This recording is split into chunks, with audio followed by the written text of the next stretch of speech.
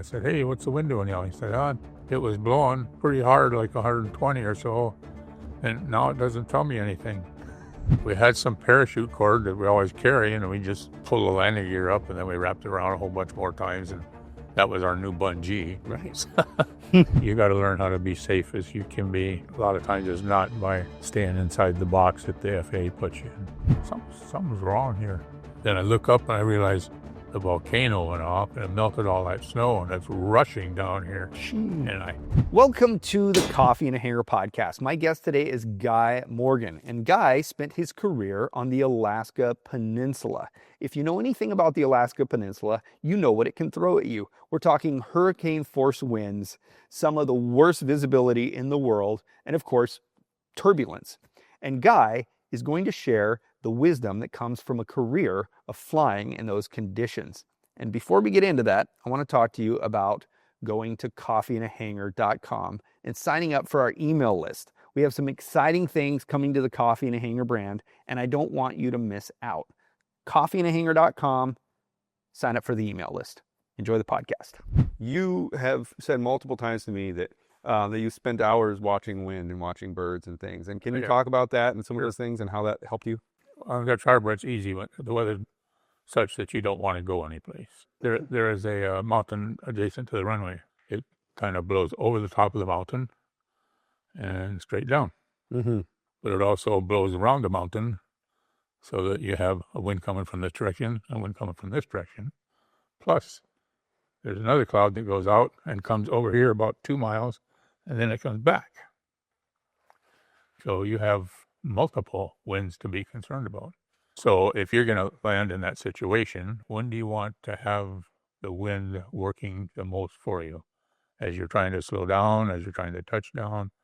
You know, I can take a little bit of a tailwind for the first 1,000 feet of the runway, which is only 3,000 feet. So, but by the time I get to the middle, I want that headwind so that I can decelerate into it. Mm. Because now I have only 2,000 feet to slow down and stop. Mm-hmm. And so that's what I would do. But, and it took me many conversations with the Revolution pilots, as an example. And they're kind of the ones that clued me into this. And then as soon as you see it, it's like, oh, boy, this is dumb, Yeah. I want that wind to be helping me slow down, not Helping your touchdown. Yeah. So I can put up with a little extra on the touchdown. You can, and with the tailwind, you can stick it right on the end of the runway, and then you're stuck, you're good, and then come into the wind, slow down, stop. Mm-hmm. And, there'll be people that argue, but we're talking about a wind that's maybe varying from 20 to 50. And it's like, okay, this is where I want to be tonight. I don't want to be in the water. So, can you talk to me about how you learned to fly and a little bit about your story there? Oh, I started when I was 13 or 14. We were fishing on a set net site off the beach. And the fellow that I worked for happened to be a flight instructor, unbeknownst to me at the time. Mm. And he would say, hey, come with me. He recognized the fact that I was very interested in mechanical stuff. And so he just had me go out and do the pre-flight inspection. As he walked me around it 2 or 3 times. And then he felt comfortable with me going out and checking oil and stuff like this. And so he said, well, you want to go along for a ride? I said, sure. So we went to King Salmon, and we got the mail. And then on the way back, he says, oh, you want me to teach you how to fly? I said, oh, sure. Well, you do this and it goes that way. You do this and it goes that way. And you pull back and it goes up, and you push down and it goes forward or down. Okay. He said, and those little things on the floor, they help out a little bit too. So anyhow, he'd say, go to that hill over there. And so I said, okay. And he said, try to stay at about 400 or 500 feet. And so he would sort out the mail while we're flying. Mm. And I would say, hey, Jack, we're here. Oh, okay. See that other hill over there where the grass is kind of on this side, but not that side? Yeah. Go over there. Okay. I mean, I'm just gritting my teeth and hanging on. I don't know what I'm doing. And but after a couple of years of this, he had probably given me like 30 hours of flight training, unbeknownst to me, because that way he could do his mail and stuff like that, or take a nap. And so one year he said that, hey, a bunch of us have bought a lodge and we want to turn it into a Christian conference center. Mm-hmm. If you wouldn't mind donating a couple of weeks of work, I'll get you to fly for $100. I said, you want cash or a check? And that's when the official training Wow. started. And what did he train you when you were doing the official thing? What was he training? We just did the basics, got where I could solo. And Okay, what aircraft? and a Tealcraft. Got it. Yeah. And there was 5 or 6 of us that learned all that week. And so he had 5 or 6 guys that were helping do this and that, Oh, and okay. odds and ends. And it worked out good. From when your official training started, were you like kind of a natural at that point? I mean, you probably kind of. I understood what was going on, and I appreciated learning to fly in something that you had to feel. The airplane, not just put a number in and make it work to that. Yeah. So many newer airplanes, it's like, oh no, you look, no, we don't do that. Oh no, we don't do that. It's like, well, I didn't learn that way. I learned, well, let's see what happens when it gets right down to almost a stall and you can feel it. Like, oh yeah, you feel it on your fingers, you feel it on your toes, and there's probably you've got a Super Cub here. There's a big range of indications that's going to you that you probably don't even know about if you had never flown a Super Cub before. Now you can say, oh, no, that's the flying wires in the back there going like this. Well, just right after the flying wires, then the elevator starts going like this, or the leading edge of the horizontal. Something's moving out there, but it's not the wing stalling. It's something else going on. Yeah. But you know that that's a precursor to what's going to happen with the wing here in about another knot and a half. Yeah. So that's how you learn how to fly on the right edge of a stall. And I'm sure you've done that if you've got any time in the Cub. So I like your story of like flying in your earlier life.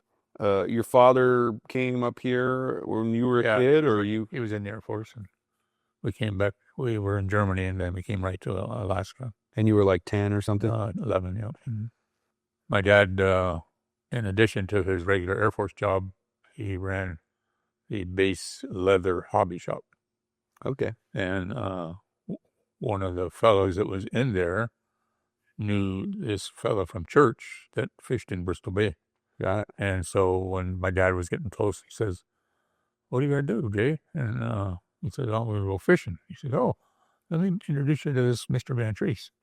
And so they got together, and my dad and Jack Van Treese built a boat, just a big wooden skiff. But then we tried to go down Cook Inlet by ourselves, and we had a little bit too much stuff in it. And we had like 6 barrels of gas and all kinds of boxes of stuff. They were shutting down the wood hobby shop where they built the boat. So they said, you're going to haul us all to the dump. My dad says, you want me to do that for you? Yeah. And so he put it in wooden boxes, and that all went in the skip. Well, we got as far as Tealcraft, and we got up on the beach in the surf and swamped the boat and spent 4 or 5 days there. And finally we got a tow back to harbor down there in Anchorage, and flew down to King Salmon and went fishing anyhow. So, and I finally quit fishing in about 2018. So you did set netting that whole time? Well, I did set netting in the beginning, and then my dad started drifting in the boat, so we drifted in the boat. Did you drift in that skiff? Yeah. And you're just by yourself out there in the skiff. How big was the skiff? 24. That place gets rough, right? I mean, does it? Yeah. I don't know that side very well. I'm more the Nushagak side, but. Well, it does get rough, but as the tide drops, of course, there's lots of sandbars, so you can fish in between the bars. And, if it was that bad, I'd just wait till it got down to where I could handle it and not get beat up and just be a river rat and, chase up and down inside the bars. And then we go up to where we offloaded, which is right at the river mouth again. And then we go in and wait another 6 hours and we go back out. Did you ever get caught in some weather, some high seas or something? Oh, I almost pulled the boat in half, yeah, if that's what you mean. That's what I mean. Yeah, I had the net out on one end, and it's like I'm getting wrapped around a sandbar, so I threw the anchor out and tied it to the other end. Well, I thought, this is not going to work. So sorry, you were tied to one side of the net, Yeah. and it's coming around, and the net's wrapping around the It's sandbar. wrapped around the sandbar, and it's like, oh dear, So I didn't. It was a bad choice to throw the anchor on the other end. I should have just let it keep driving. The other end of the boat. Yeah. Got it. So now they've got the anchor pulling this way and the net pulling that way. And after I heard the first board go poing, it's like, oh crap, So I cut the anchor loose and tied a buoy on it, and so I could come back and get her. Mm-hmm. And as the tide came in, and I just could pick up this net and get it back in the boat and go find the anchor. And of course, by now my boat's about half full of water. And is the water coming in? I mean, because you've sprung a leak. Well, I was broadside to the waves, so they're coming over the side of the boat. But that was, of course, it was super warm because it's always warm out there. Yeah, and I didn't get wet at all. So. Yeah, but we learned, and a lot of the kids I learned with, we were only 18 to 20. Mm-hmm. They were from up around Port Alsworth and Lake Clark area. Mm-hmm. So, and their dad was Babe Alsworth, and so he was a pretty well-known pilot from that part of the world. So after the season, I went up there and stayed with them for a month or so, and I got my indoctrination by fire with those guys, learning how to do things in airplanes that you would never think about doing. Well, why don't we talk about that? Can you tell me about Babe a little bit first? He was an amazing fella. He Yeah. was very conscious of everything that was going on around him. And he took me on my first trip through Lake Clark Pass to Anchorage. Mm-hmm. And he says, oh, well, I said, well, how do you tell which way the wind's blowing? He said, well, look at the grass. I said, okay. I said, what do you see? I said, it's kind of shiny white. He says, that means it's blowing this way. The wind's blowing it that way. You're seeing the bottom of the leaf. Okay. And if you go from the other side, then you're going to see the top of the leaf. Because the wind is pushing it over like this, so you see the bottom of the leaf here, which is kind of white. And over here, you see the green part of the leaf because it's green. And that way you can tell pretty much what way the wind's blowing. Mm. And you can go over here and get lots of ground effect, keyword, ground effect. So you know how close you are to the ground to get the ground effect. I mean, he just taught me a lot of stuff when he didn't realize he was teaching me. Mm-hmm. And then the boys, they'd take me out and teach me how to do spins. And his sons? Yeah. Then I had a champ later on in life. I was instructing out in Magneto.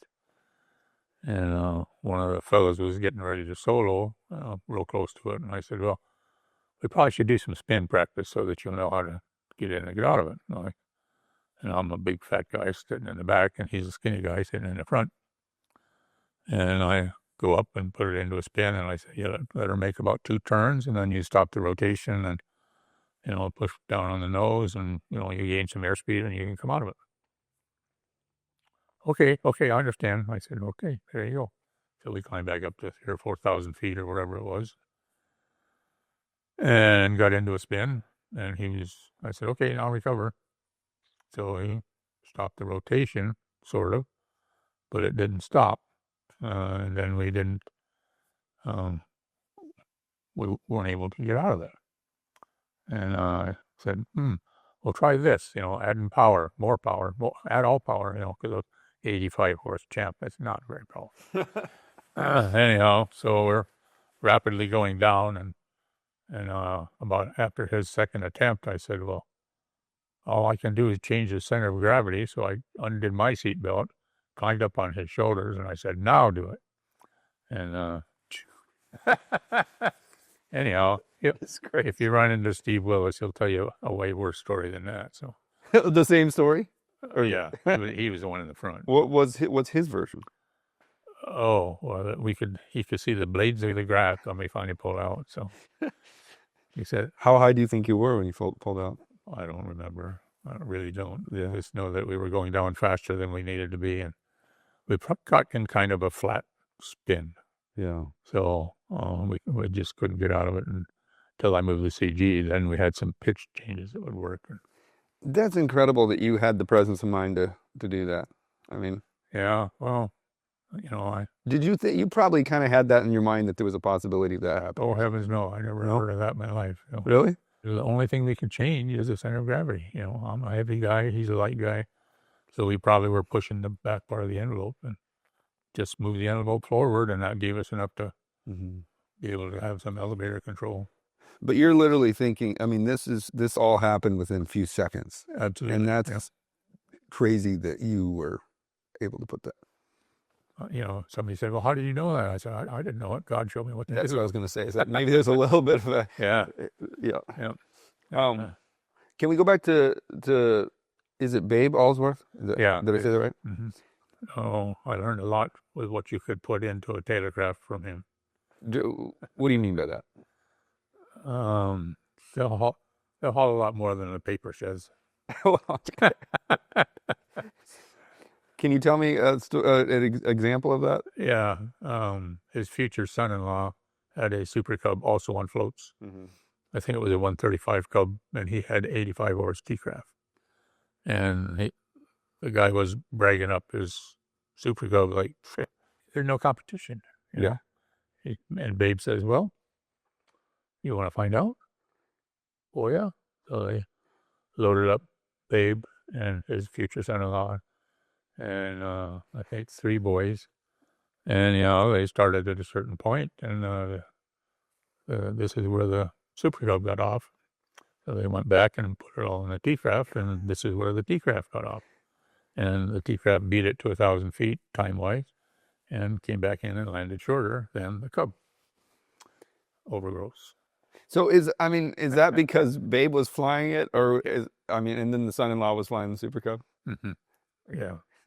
And that's when I learned about feeling the airplane. What do you mean by that? But, you know, you can tell when it's going to stall. Well, about 3 knots above that, you can climb pretty good. And that's where you need to be if you're ever trying to get over the trees or something. Right. And you need to be able to feel your airplane, what it'll do. When I got into the Saab, I did something I wasn't supposed to in the simulator, and so they were going to make an example of me and kill the engine as soon as I got the gear up or started the gear up. And in the bigger airplanes, they have what's called a stick shaker. So when you get closer to a stall speed, it starts tickling. You mean in the simulator? Yeah. Yeah, got it. And in the airplane, too. Oh, okay. It'll start jiggling a little bit, and it'll let you know that it's 5 or 10 miles an hour above the stall. So are those, let me just clarify something on that. So those are like a fly-by-wire aircraft, is it? I don't know if I'd say that much, but it's so they have systems that are built. So you're not going to be able to feel the airplane as much. So they have it built in. Yes. Okay, I didn't know that. That's interesting. Okay. Keep going. So, but, you know, I'd flown enough different airplanes that I could tell the difference. Like, there's 4 things that go on with your tail back here in the Super Cub. And I've had guys say, there are not. They'll go out and they say, huh, there are. You know, so you learn to feel. I mean, with your toes, your feet, your seat, your fingertips, your ears, you know. And so I called for the, you know, shut down, restart checklist. And the gal that was flying with me said, you know, and she started through it and she kept saying, we're going to crash. I said, we're not going to crash. Called for the checklist again, shut down, restart checklist, please. So I continued because I could feel this, just, you know, I could feel the stick shaker, but that's not ready to stall. It's 5 or 10 miles an hour above the stall. And when you get like a half a knot above the stall, it says, okay, that's enough. And it goes like that. And you got to put both feet on the dash to go, you know, to pull it back. Anyhow, I just kept it where I could feel that little bit of vibration just before the stick shaker would go off. And then I could tell, okay, this is not stalling yet, but it's getting close. And so I just kept flying around it, you know, a few knots above the stall. We got out of there, and we didn't crash.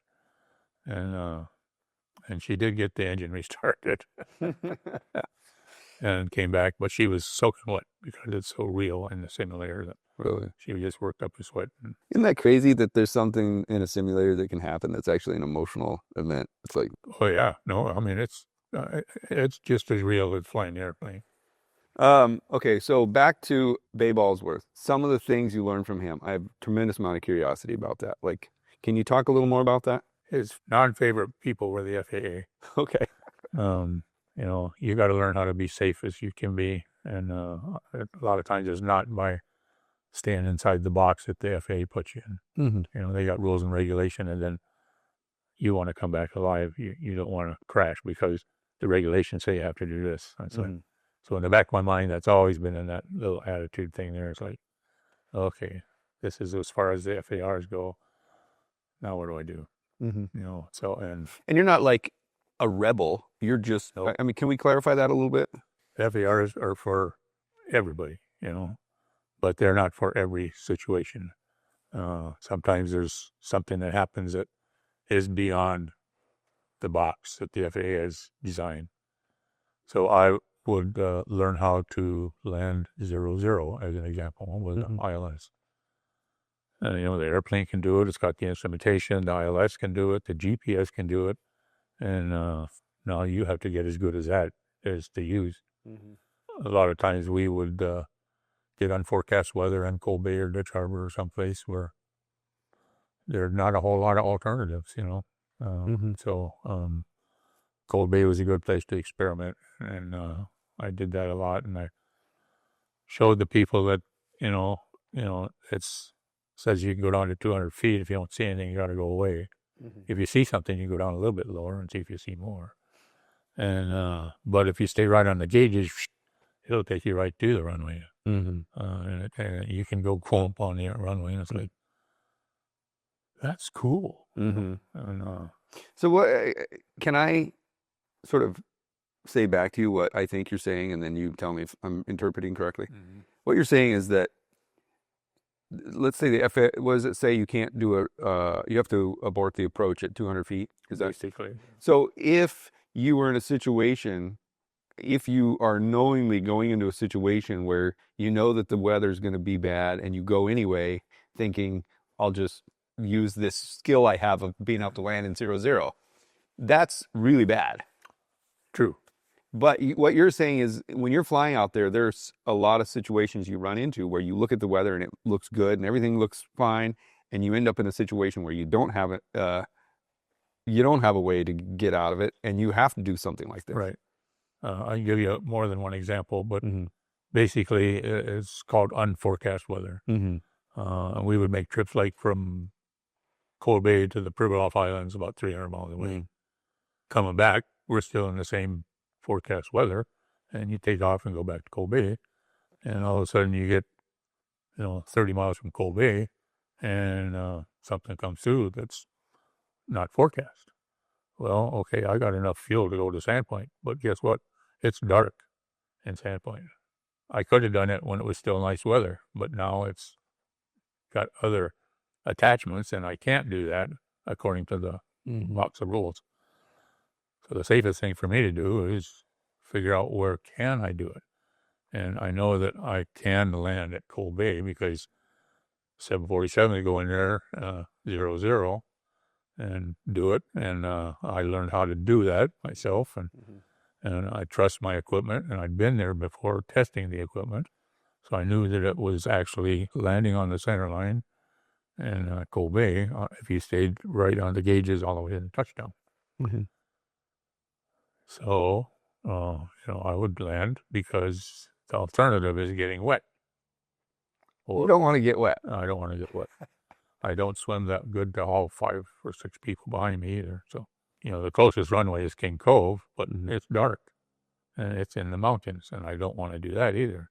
And if the weather is unforecast here, it's probably worse over there. So it's like, okay, the closest ILS to Cold Bay is King Center. Well, we're looking at over an hour away now. It's like, do I really have enough fuel to go there? No. I wasn't planning on needing that extra fuel because the forecast said I didn't need it. So now I'm strapped. So what do? Like, keep me safe, Lord. Break the rule. And Right. deviate. We Deviate. don't break the Sorry, we deviate. And we had a provision at Penn Air, where I flew for years, to file a deviation report, and you give it to your chief pilot. Mm-hmm. And then he puts it in a little file. And so one day I called him up and I said, "So Brian, somebody asked me about the deviation reports." And he says, "Oh yeah, they're still here. I got a whole cabin full of them." He says, "You've got the most, though." I said, "Oh, okay." He said, "Morgan, I'd much rather have you file 100 deviation reports than one accident report. Just keep them coming." I said, "Okay, Mm-hmm. you got it." And because the guys were afraid kind of to file a deviation report. They thought it meant that they're telling on themselves so they could get reprimanded for it. It's like, no, this is saying that you reported it to your boss, and it's up to his discretion and whether to, if the FAA wanted to know about it, then he could say, "Yep, he reported himself right here." Mm-hmm. And that's all it is. And it's not illegal. I know. It's much safer to say, "Hey, I did this because of this, and here's the reason behind it." Another time that the wind blows in Cold Bay, hard, Yeah. 40, 50, 60, 80. Mm-hmm. And I know that when I'm taxiing at 80 miles an hour in a Cherokee 6, and you got to make a 90-degree turn, it's going to lift the wing off the ground. Mm-hmm. So I said, I'm going to land across runway 13 and taxi onto the ramp. This is in Cold Bay, you said? Yeah. And the person in the flight service says, "Oh, you can't land on a ramp, sir." I said, "I'm not landing on a ramp. I'm landing across runway 13, and I will be taxiing onto the ramp." You can't land on the ramp, sir." I said, "I'm not taxiing." Now you got me confused. I'm landing on runway 13 at the ramp. "Oh, okay." I said, "Now don't go writing anything down till I come up and show you what I did." And, I landed across it. It's blowing 86 or something like that. And the airplane stalls at about 60. So I know I got plenty of latitude to do this and stop practically and taxi onto the ramp. So I do that and park it in the hangar and go up and talk to the guy at flight service and explain. He said, "I don't believe you did that, but you did it quite safely." I said, "That's the safe way to do it." Yep. Oh, and there's Cold Bay. Can you show? I love visuals for stuff like. Okay. So are you landed right here? Yeah, right across the runway there. You touched down here. Yep. And I was down to about 30 miles an hour when I got onto the taxiway. What? That was in a Navajo or That was a Cherokee 6. Cherokee 6. Yeah. You have a map of Amchitka? Let me pull it up. Wow, that is down there. You fly out there? Yep. They were doing some.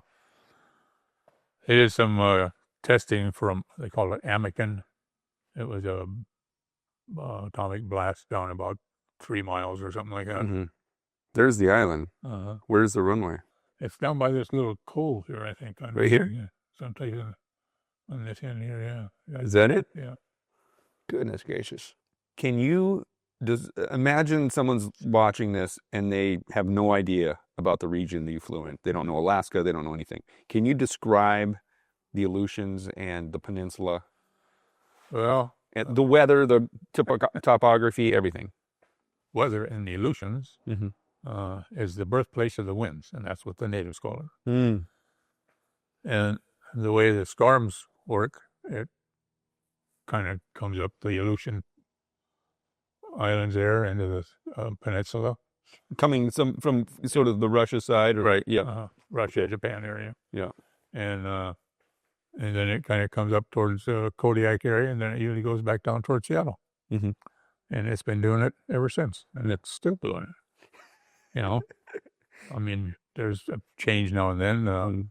El Nino comes up, and it kind of moves north of the chain, or But it's not unusual to go have a wind change, and they're rapidly moving fronts. They're of hurricane velocity, but they move so fast through there that they don't have time to tear up things like, where what we just had something in Florida that, it tears up stuff all over because there's no rocks down there in Florida. Here, it's all rock. Okay, so God prevented it from pulling up telephone poles in the mud. Yeah. As an example. Yeah. Okay? And it happens so often. I mean, it's a year-round thing, right? So everything's sort of built that way. Yeah. And we get in a little bit of a lull. You better get what you're doing done because it's going to get windy after that. And it might be from that direction. It might be from that direction. So, because you're going to get the front coming this way, and then as it goes by, you're going to get it coming that way. So it changes out that fast, and it can get, 50, 60, 80 miles an hour. I've been over 100. I flew for an oil company up the beach from Cold Bay ways, and they, at 120 miles an hour, I'm gaining on the little beach road that I had. And at 100, I'm sitting still, and at about 95, I'm going backwards. And one time I called up to see what it was because the weather laid down in Cold Bay. We went down to Cold Bay, headed about 60 miles an hour, and picked up my load and came back. And when I came back, I called him. I said, "Hey, it looks like it's getting a little windier." He said, "Yeah, it's getting windier. It's up in the 90s now." I said, "Okay." So I knew. It was right down the road where I could come up off of the beach on. And so I get a little bit closer, so I'm about 3 or 4 miles away. I said, "Hey, what's the wind doing now?" He said, I just went in there and looked, and it was blowing and pretty hard, like 120 or so, and now it doesn't tell me anything. I said, "Huh. Is that little thing on the roof still turning?" No, it's not even there. I want to talk to you today about something that is very concerning involving the fleet of small aircraft that we have today. What if I told you that someone had done a structural repair on your aircraft, had never told you, your mechanic did not know about it, and it was not logged in your logbooks? Now, of course, as a seat upholstery guy, I'm talking about something relating to the seats of your aircraft. If you have a Cessna aircraft, one of the old 180s or early 172, that airplane is nearly 70 years old. And a lot of those seats have never been upholstered.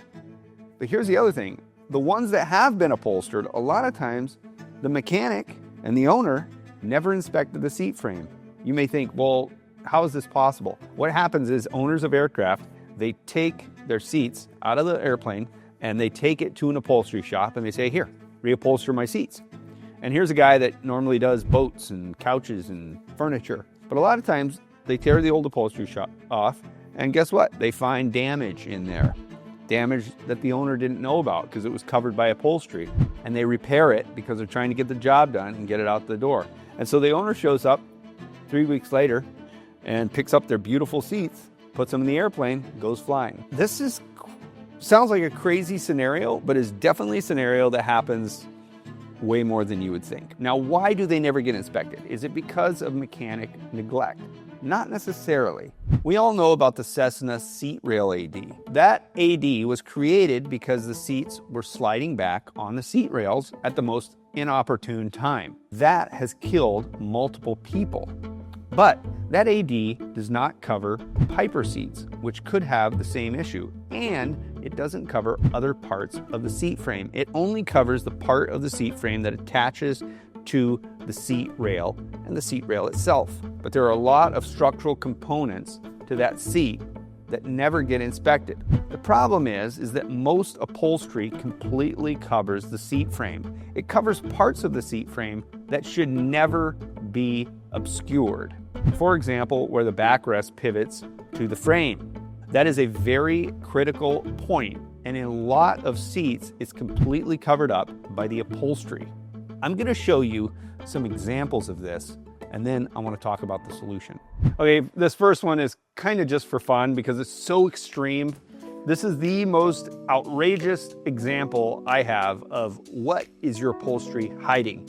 A customer literally brought me this seat and wanted me to upholster it. And once I tore the old upholstery off, this is what I found. This is another example of what is your upholstery hiding. Obviously, this frame has since been cannibalized, but as you can see, the frame broke right here. If there was upholstery on this frame, you obviously wouldn't be able to see this. But if it had all its legs and it was attached to the seat rail, you would be able to rock the back rest of this and it would not move. because it's secured to the seat rail. But this brake would cause there to be stress in other parts of the frame. And let me show you one other one. One of the most common breaks that I see is when holes have been drilled on the front side of a seat frame, and then they put screws, sheet metal screws into it to hold on like a plate or something. And as you can see, if it's on the front of the seat frame, that is going to crack like 100%. So imagine your seat's broke in that way, and now you have extra stress on where these holes are. It could all lead to something catastrophic. I want to talk to you about the way upholstery should be done. You should have your mechanic strip the frames, inspect the frames, repair the frames, and then paint them and ready them for the new upholstery. And then your mechanic should be the one installing the new upholstery, or you with your mechanic's approval and supervision. And that is where we come in. We make seat upholstery kits that are so easy to install that literally anyone with any skill level can do it in 5 to 10 minutes per seat. In addition to being easy to install, it eliminates the problem of future inspection. Number one, the upholstery does not cover up critical parts of the frame that should be inspected regularly. I'm talking like pre-flight regularly. Number two, it is so easy to remove and reinstall the upholstery without damaging the upholstery because of how our system works, that a mechanic can take the seat upholstery off while the seat is still in the airplane and put it back on in 5 to 10 minutes. Go to sportaircraftseats.com. You can design and order your seats right there. We have a library of installation and instructional videos, and every order you place helps support future episodes of the Coffee in a Hangar podcast. Let's get back to the podcast. Is that little thing on the roof still turning? No, it's not even there.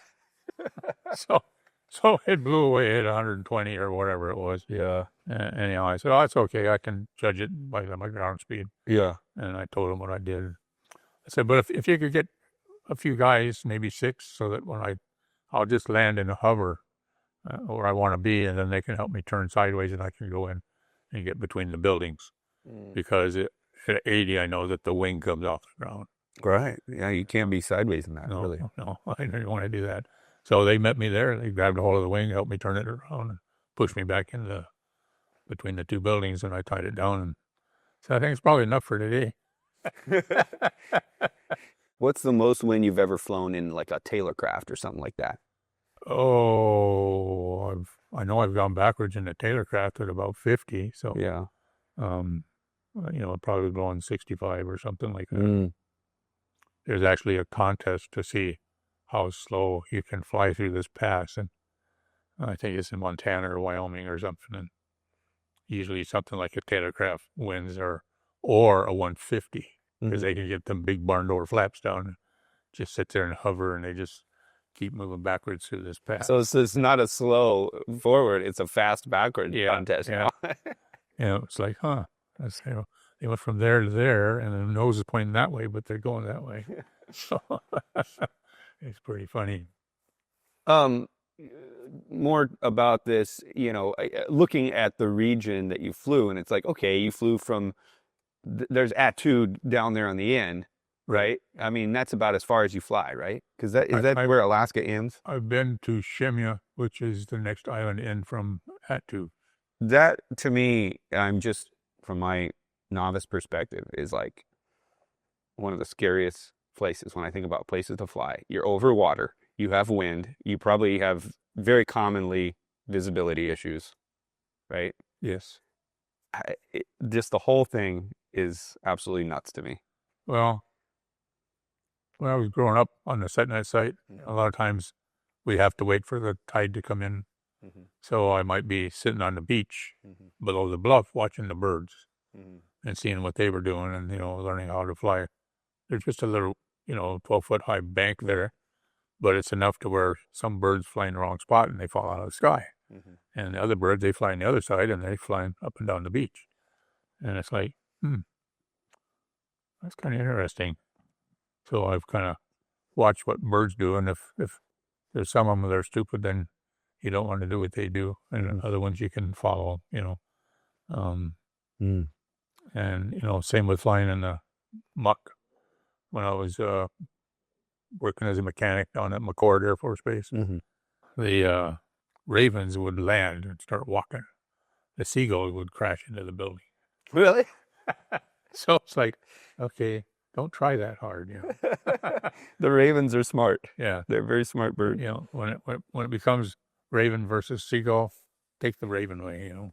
I'm going to try to share this. I want to show you something. That's my set net site when I used to set net.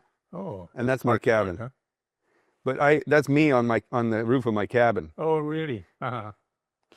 So when you talk about watching birds, I watched birds for years out there. Oh, yeah, yeah. And I started learning to paraglide one summer. It was in the fall that I started learning. Uh-huh. And all winter, all I was thinking about is going back to the bluff and flying my paraglider. Is that right? Yeah. And I spent, let me see if I can find one more. Okay, this is the one. Look at that, would you? Check down around Clark's Point here. This is a Ecook. But you can see Oh, yeah. this. I mean, if it's blowing 10, 15 miles an hour, I could be 50 feet above the bluff. I mean, that's crazy. Oh, yeah. The amount, the effect that the terrain has. It was probably blowing more like 16 or, there's a very small window you can do it. But I mean, I could just hover there and fly with the birds. It was so much fun. Yeah, and you learn a lot by just observing what's going on, what the birds are doing and what they're not doing. Right. I mean, I figured out, like, that little channel where the river runs out there, the wind was always blowing like 5 to 10 faster right by that channel than it is right here.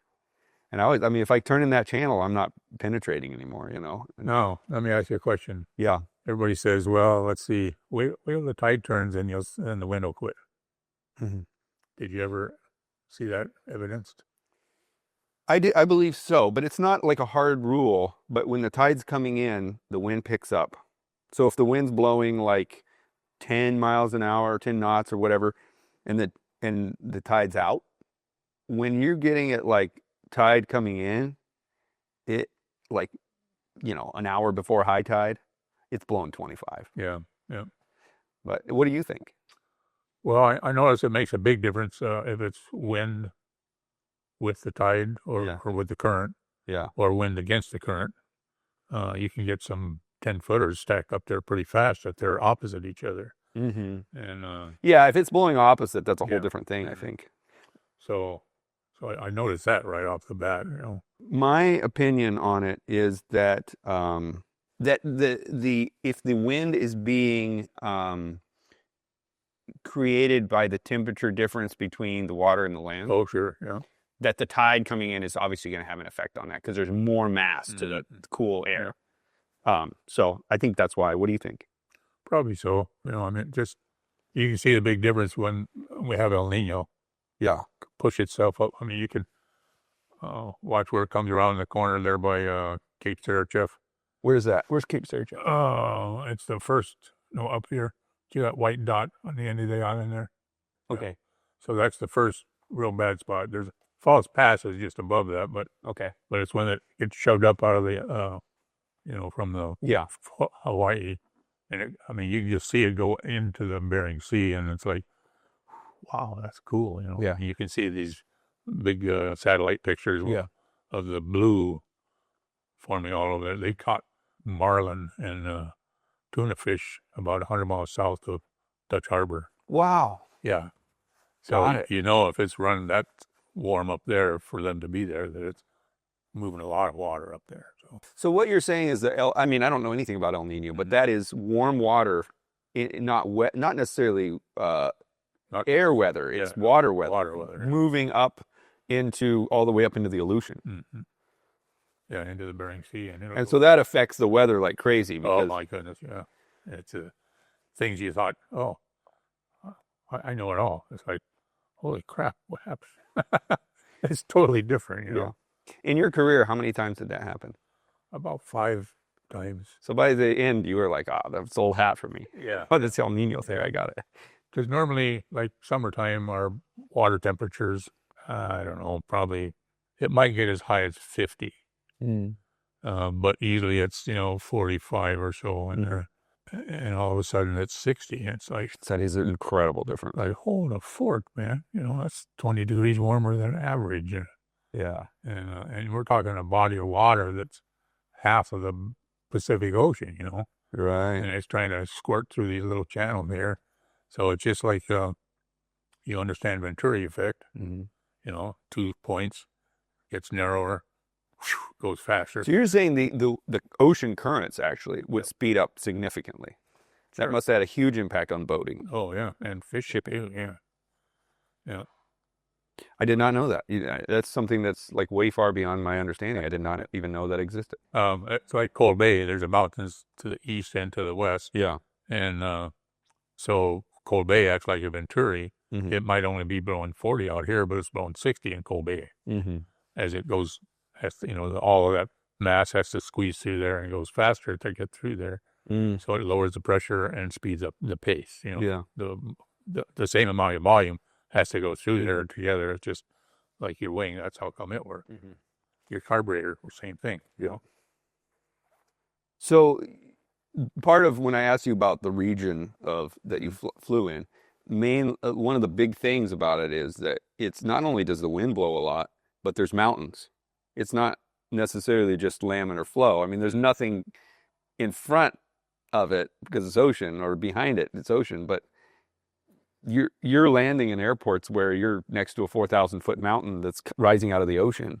Yeah, and also about 50% of them are active volcanoes.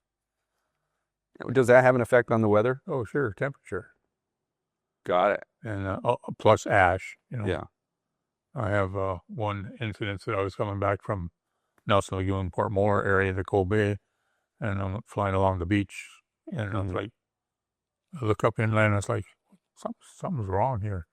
So I turn up this river, and I realize, oh, cow, the river normally it's got an area that's probably a mile wide that is, you can see that it had cut through at one time, but now the river is down here where it's a 16th of a mile wide. Now, this day I look, and it's like, it's up to the banks where it's a mile wide. And it's like, holy fort, I've never seen it before. Then I look up and I realize the volcano went off and it melted all that snow, and it's rushing down here. Gee. And I headed to Cold Bay. I just beat feet to Cold Bay. I said, talked to my hangar. I said, open the doors. I'm going to come in and taxi in the hangar. You got anything else outside? Yeah, the Navajo. I said, okay, well, I'm going to go in and park the Cherokee, and I'm going to go out and bring the Navajo in. And so I called flight service. I said, hey, there's a volcano going off, and it's just, he said, oh, I don't have any activity reported. I said, it's going to be there, don't worry. Anyhow, I get there, I'm on the ground, taxi right into the hangar, and I'm looking at the Navajo, and there's not a speck of ash on it. By the time I got outside, 3-4 minutes, there's a ½ inch of ash on there.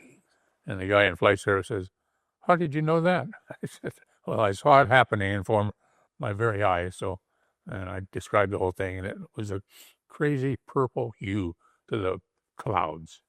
It's like, what causes that? And then I realized when I saw the water up, oh dear, high here, because in an internal combustion engine, are those like fuel injected, or are they carbureted? The one flying that day. Most of our stuff was fuel injected. Would it have enough? Could you run in a it's the air filter that you need to be concerned about. Yeah, they'll run all day long till you put enough ash in them that they plug up the filters. And that could happen fairly quickly. Oh, yeah. At a ½ inch in a few minutes. Yeah. So. Man, that's lucky. Yeah. And, a lot of places they have this, it's like a filter fiber. It's a jillion little pieces of something there. I don't know what it is, but it's woven in there so that you could wrap it around an air filter, and it'll collect the soot and dust and whatever particulates before it plugs up the filter. And, you have a chance to maybe fly a trip and then take it off, and fly another trip and take it off. A lot of people just put like a pantyhose on there, as an example, or a nylon stocking or something like that. Yeah, so you're dealing with so many things there. It's like, oh yeah, crazy. Yeah. Then I go up to Kodiak, and they're like, "Oh, it's terrible up here." I said, "You guys ain't seen terrible." You put them down and fly where I fly, and you'll say, "Oh, Kodiak's calm," Really? Yeah. That's nuts. I have some more questions because I think I want to go a little deeper when you are doing things that are risky, you've got to work up to that. How do you, from start to finish, how do you go through those risks and step up? First of all, have good teachers. Yeah. Then have a self-awareness of what you're doing all the time. Yeah. And don't just jump in the fire because it's hot. Approach it gradually. Like the wind thing, in the beginning, there's no way I would have flown in 100-mile-an-hour wind. But by the time I got up to where I had to fly in 100-mile-an-hour wind, it was easy money. And Cold Bay was a good example for me. Getting in the airplane, I thought, I wasn't petrified or anything, and a lot of people are like scared to death. And some of them I've tried to teach, and it's like, you can tell within a couple of hours, it's like, you might want to rethink this because you're afraid of everything you do. Well, I don't understand it. It's like, that's part of it. Yeah. So let's start back at the beginning. And a lot of times guys would come to me and their uncle had gotten them through about 15 hours of training. And they'd fly their uncle's airplane over to me and so that. And it's like, so where's your student pilot? What's that? They just started. Well, I said, how'd you get that here? Well, my uncle said, just come over here and that you teach me to fly. It's like, so you just flew it over here and your uncle's been teaching you? Yeah. And who's your uncle? Oh, geez, you learning from that guy? He's an idiot. He'd already crashed 3 planes of his own, so Yeah. So now he's teaching his nephew to whatever, it's like. So that's the way you don't do it. You're saying, like, if I'm going to start out and then eventually I'm doing things that would seem super risky, but they're well within skill level, not as risky when you're skilled, you're going to incrementally grow a little bit at a time. Oh, that place and that wind and those conditions is really outside of my comfort zone. Yeah. But 2 years you come back and it's like, oh, it's nothing. Yeah, piece of cake. Yeah. When you first learned to fly, you were in a tailwheel airplane, right? Mm-hmm. Okay. How long did it take you to master a wheel landing? 30 hours. Okay. Yeah. There's an example, Yeah. Boy, the first one, a couple are like, I thought I was going to wreck the airplane, Well, but now it's okay, And they always go up with a set of big tires. Yeah. It's like, oh, geez. Yeah. Yeah. That's the mistake you're making first. You don't want to learn on the big tires. You want to gradually grow into those too. Oh, they're safer. It's like, no, you want a set of training wheels here first, and then you can go to the big tire. So what I would do is I say, okay, now get up, and we're going to wheel landing attitude, and we're going to taxi down the whole length of the runway, stop, turn around, and come back and do the same thing. Well, what does that do? I said, it gets you to where you can see and feel what it's going to look like and feel. And, it takes very little pressure to go, ooh. He said, what do you mean? I said, you'll figure it out. But it's a lengthy time. It's not something that you just go and do instantly. And then by the time I was flying the Goose, you almost always wheel landed, as an example. Yeah. Have way more rudder control. Yeah. Because the tail wheel is not steerable. And they are cap string. So they have a lock on them so that they can only turn that far. But we wanted them to caster because we go up on a beach and spin it around. Right. So you want it to do that. So you put a castering one on it. Well, they were already castering, but you have to unlock them. There's a little pin that goes in a hole there. So what you're saying, you just left it unlocked all the time? They disabled it. It's like, okay, here's what happens. You go to turn around on the beach and you get about 30 degrees and you're stuck. Yeah. Oh, crap. Now I got a great big load in the back. I got to unload it. I got to get in the airplane and warm it up, get it up on its tail, and somebody could go like that with the tail wheel, and that'll unlock the pin, and, I'll hold the lever open so that it'll offload, but you got to shake it because it's stuck off to one side, and you learn that gradually. But the first time you do it, it's like you always end up going punk on your nose. And then you got to come down gently, so you got to back the power up real slow so that it drops back down, and you think, oh, I'm going to drive the wheel right up to the back end there, but it doesn't. So you put the beaver, I'm sorry, the beaver. You put the goose on its nose. More That's than a common once, thing. Yeah, more than once. Yeah. Yeah. Hmm. I guess that's not that bad of a thing in a goose. No, it's not too bad. You kind of wear out the keel strips Yeah. a little bit, but yeah, there's all kinds of things in a goose that humbled me. I guess that's the best way to say it. And but I understood so much about water that, and the guys are like, "Oh wow, you're way ahead of me when I was only had 5 hours in the goose." You know, it's like, but I understand the water. You don't understand the water. You spend all those times in that skiff. Yeah, exactly. No, exactly right. Yeah. You're right. And the same, like if you start with a little set of wheels and then you get that mastered and then you put on the big tires, well, those are a lot of drag. And once you start turning it up, in fact, what I see a lot of guides do is they'll come in for a wheel landing and go tick, tick to get the wheels going. And then it's not so bad when you have to land on the asphalt. The gravel's not a big deal. It's the asphalt that's just going to, and then you're on the brakes. And then it's like, oh. Yeah.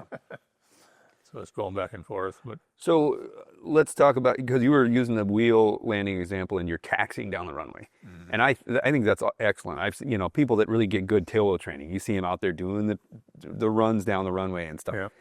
But the sort of overarching concept there is like, okay, how can we simulate this high risk scenario in a more safe environment? Like landing in the mountains. The first time I did it, I just took my ski plane out and I landed on these gentle slopes uphill so I could get the feeling of landing uphill. Because when I want to go land in places where the slopes like that, and I need to know how to do that, so I'm going to just run into the side of the hill. So I practiced on these long slopes where I've got a mile of upslope. Oh, yeah. You know what I mean? So can you talk a little bit about that? Like more about how to simulate some of those more risky things, like wind, for example. Okay, the wind, like where I flew down there in Cold Bay area is it's there, it's tricky, but it's still just aerodynamics of air against those an immovable object. So the wind is going to have to move because the mountains aren't going away. Okay. Yeah. So that's pretty basic. And once you figure out what direction different winds do and what velocities different winds do, you can pick the same, like I said, you'll look at King Cove and you say, holy cow, and when it changes directions, there's another set of mountains over here. So it's like a totally different than over here. So you look at a rock in a river, it's the same thing. The river's coming this way, it does this or over the top and around the car. And it's like, and the air is doing the same thing. Now the river, the tide's going out, goes that way, and it's on that end side of the rock. So it's a lot of things in life are relative. Yeah. To something else that you're familiar with, or you've been around the ocean, you kind of have a little bit of knowledge of water. But then you put shallow water versus deep water, and you take different currents. Yeah. Okay, so like False Pass is a good example. There's a current when it normally is running from the north to the south until the tide turns, and then it comes right straight back up the middle, still going south on the outside and north on the inside. You're talking about water here. Water, Yeah. And there is a big whirlpool that forms out in front of the dock. And the guys told me about this. Well, I never experienced it, but I knew it was there. So one day I land on the water and I'm taxiing over. We have a little beach over there that we go to. And I'm heading to that beach, and all of a sudden I'm like, what am I doing over here? Your plane just starts. Yeah, because this whirlpool got me in. And it's like, and what did Swede say? Get out of there. Well, he's got a real brogue. Get the fuck out of there, Wow. He said, that's how you do that. Okay. And so that, you can apply it to wind, you can apply that understanding. Yeah.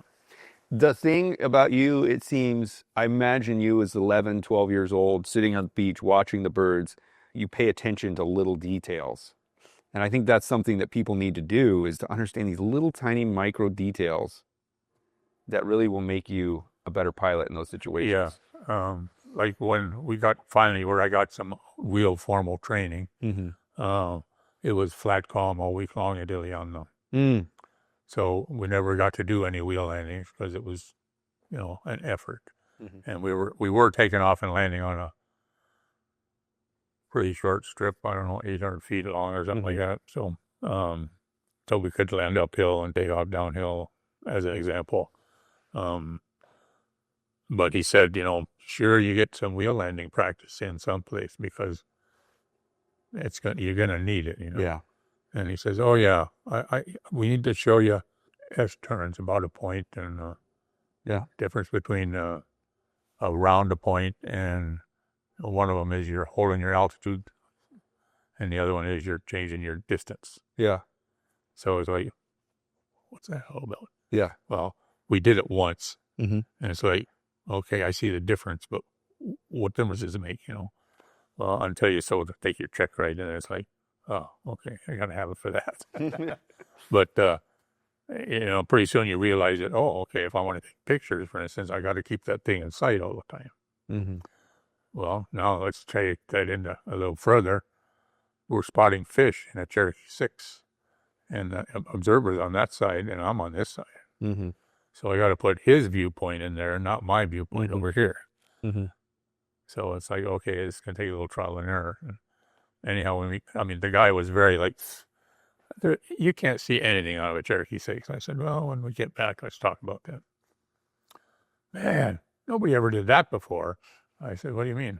Well, you kind of flew sideways the whole way around there, and I could just, it was like it was in my TV sitting right there, I said, well, first you got to figure out where you're looking at instead of where I'm looking at. Then I have to put that in my head to say, okay, I need that spot over there because your picture is here and my picture's over here. And you're doing uncoordinated turns the whole time. Absolutely. Can you talk about that a little bit? Because we do stuff with cameras, and I'm always looking. I'm like, dude, I got to keep my speed up here because I am like not coordinated to get that plane where it needs to be. Well, first of all, find out where you stall at. Yeah. In that configuration. Yeah. And then you have to figure out the window, and you're right. You're just doing a top heavy turn or a bottom heavy turn to either get it up. Are you doing skidding turns? Yeah, absolutely. Yeah. Wow. Skating on one side and slipping on the other because you're going around it. Because it's still windy, and you don't want to move over your object. You want to keep it right there. And they're looking at fish in these little pools or out in the entrance to the river outside in the ocean. And but there again, having done this a little bit, I know what I'm looking for. So now I'm down in Dutch Harbor, and Fish and Game wants to go out and spot fish in the goose. So we're flying along, and all he wanted to do was look at these little pools that are up the hill and also at the entrance to the mouth of the river where he would see seal activity, not fish. I thought, this I don't understand. I said, there's a lot of fish here. He said, no, there's not. There's not very many at all. I said, you want me to show you the fish? Well, no, I already see what I need. I said, look, there's about 2 million fish out here. What? There's no fish out here. I said, let me show you where the fish are. I said, did you ever spot herring? Yeah, we did one day. I said, so you have a day spotting herring, and you have a massive amount of education. So we fly out in the middle of the bay, McCushion Bay there, and I said, okay, there they are. See them? What? Just a minute. Get out of your seat. Go sit behind me. You can see the fish. Do you have any, what are those glasses that were polarized? Polarized, yeah. I said, otherwise, you're looking at the plexiglass out your glass, and it conflicts. Oh, yeah, so put them on. So put them on. Look out there. Okay. I'll tell you when to start looking. Okay, you see the fish? Holy crap! Man, we got to open the season now, So I told you there's a lot of fish out here. They're not always at the mouth of the river. the body of the fish is out there someplace, Mm. and it's going to go into these little river systems. Mm-hmm. But there's a lot of fish out there. Maybe we should switch the conversation, just talk a little Sure. bit about the goose. Like, do you ever do any rescues with it, or had to land in really rough seas or anything? I've been in winds strong enough to where I could not turn around. Well, what do you do in that case? You float backwards. Or you just kind of, I Put, mean, that put would, the landing gear and the flaps down, and you go backwards. got it. Bring it down to real low idle, so that you got steering, but not trying to go forward. You're trying to, and then when you get to, you have to have a good suitable beach that you can touch down and then spin around and go up on. Mm. And otherwise, you're burying the wing, you know. And like with retractable floats, they're on the wing tip, so you can shove those buggers down underwater, and you don't want to get the wing full of water because then it won't come back up. So, all kinds of those things that you figured out, well, that was stupid. Like, can you give me an example of how you figured out one of those things? Yeah, I went up to King Salmon with the Navajo one time, and it had been blowing about 50. And it got down to about 30 at King Salmon, and Georgie, my boss up there, hey, you want to take the goose down and go to Frenchie's? I said, who's Frenchie and where am I going? And he told me the lake, and it's between these two little hills there. He said, well, but the way the wind's blowing, it's still like a Venturi through there, so it's probably going to be a little more than here. Okay. So I get on there, and I land, and it's like, it's a little more than 30 down here. I can't turn around. I tried at least 5 times, and I could see that, well, the water sure comes pouring out of that wing. What do you mean pouring out of the wing? Can you explain It's it? buried it. I mean, You bury the wing. Yeah, because when I'm turning around, you're trying to turn it. Well, it's lifting this side up, and that side goes underwater. And the rule of thumb is don't let the prop get into water. Oh, okay. Yeah, so It's a good rule, I guess. Yeah. so I don't want to do that. So I might add another, 5 feet of wing out there to keep me on the safe side. I don't want to have to go be the ruptured duck on the beach. Yeah.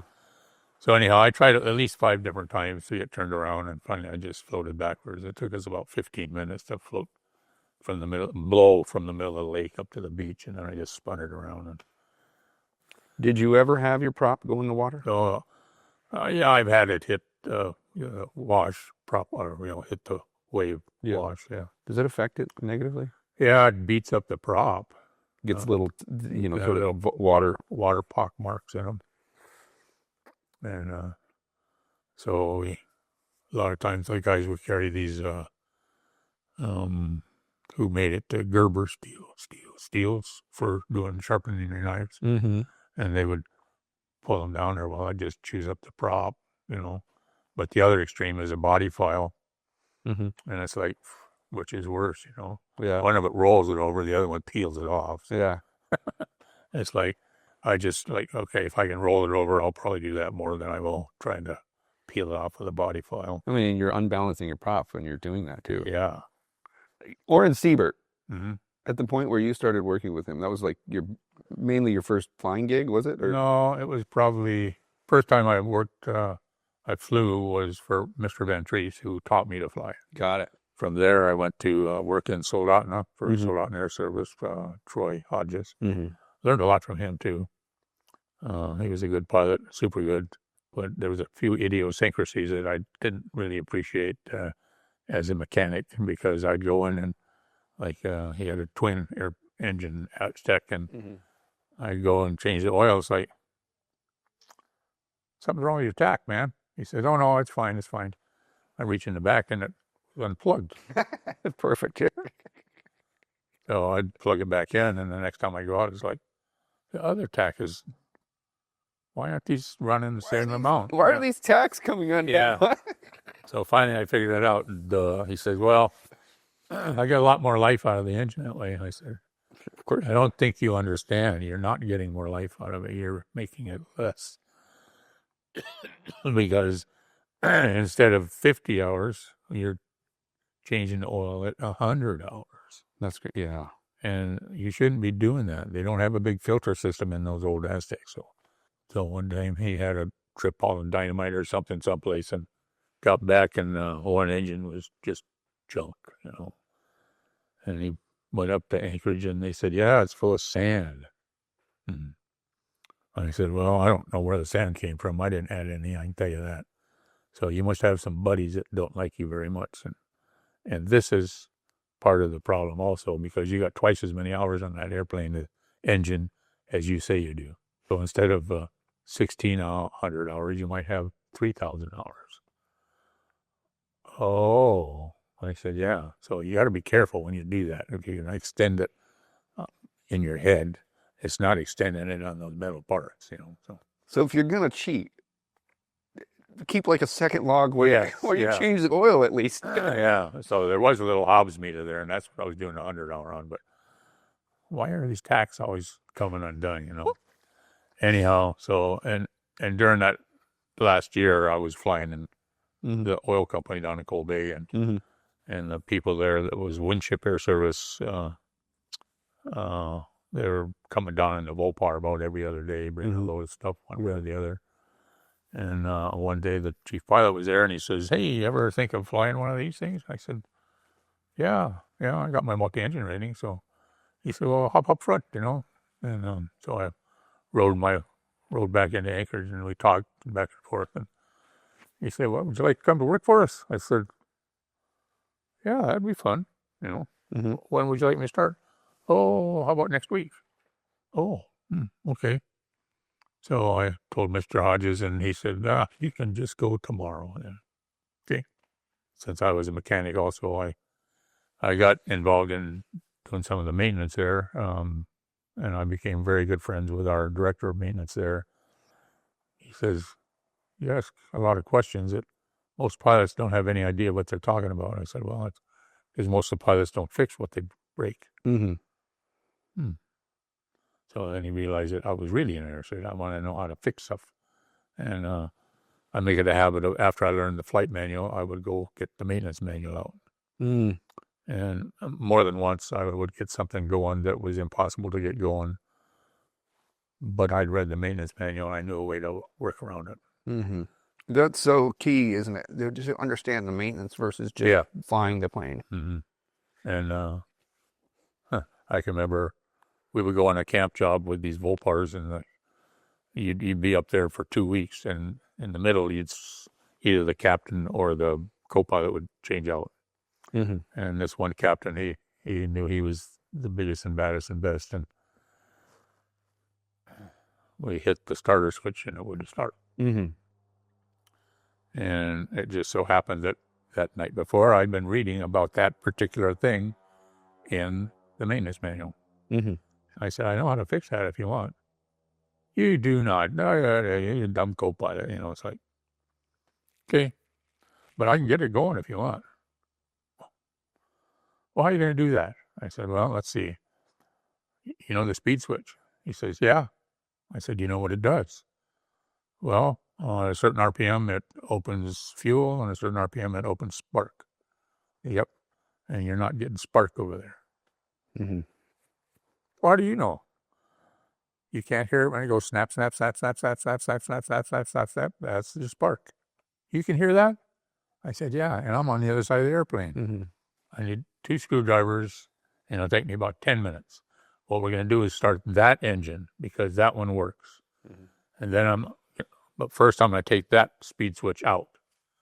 Once it's online, it switches the starter to a generator, and then it becomes functional.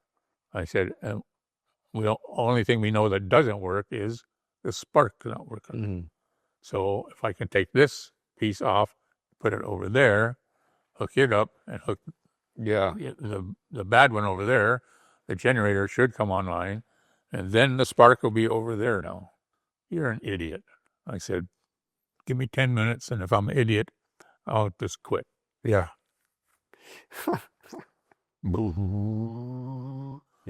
How in the world did you learn that? I said, I read the book. Had a fellow in his initial operating time, and the goose taxied up on a rock that I kept telling him, no, you can more right, crunch, Mm-hmm. So now we're stuck on a rock. Mm-hmm. So I called the boat that we took the people over for, bring me a rope with a hook on it so you can get a hold of the back of the goose and tow it off. You can let go of me and I'll taxi back up on the beach. So I got it on the beach and the water drained out. And I saw how big the hole was and it covered 2 rib bays and I was like, oh, great. The hole, and this was like in the wing? They're on the bottom of the boat. On the bottom of the hole. Oh, right. Duh. That's a high wing airplane. Yeah. And and the new guy is like, oh, I said, don't worry about it. I'll show you what to do.